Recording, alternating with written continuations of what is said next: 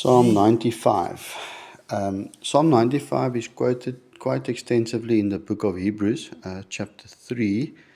And then when I looked at Hebrews, I noticed obviously there's quite a few quotes from the book of Psalms, different Psalms. So that's interesting. So I will read that book with a different set of eyes and understanding when I read it again.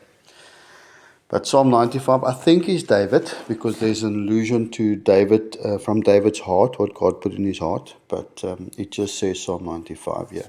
Oh, come, let us sing to the Lord. Let us shout joyfully to the rock of our salvation. Let us come before his presence with thanksgiving.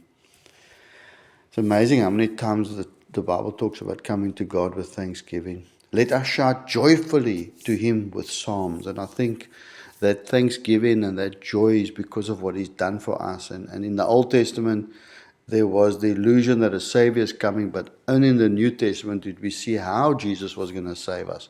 By living a perfect life, dying for us, being buried for us, rising again from the dead and promising to come back to fetch us. For the Lord is the great God and the great King above all gods. God has no problem saying let's call it other gods, but they're not gods in the sense of the all-powerful God that we serve. They positions that he's given them, like they are Elohim, just like God calls us Elohim. He's given us authority and rulership, and in that sense we become gods, but not like him, like the Creator. In his hand are the deep places of the earth. The heights of the hills are his also. The sea is his. The sea is his, for he made it. It's obvious. If you make something, it's yours. And his hands formed the dry land. I can just imagine the Lord with this whole earth like clay in his hands. Oh, come, let us worship and bow down. Let us kneel before the Lord our Maker, for he is our God, and we are the people of his pasture and the sheep of his hand.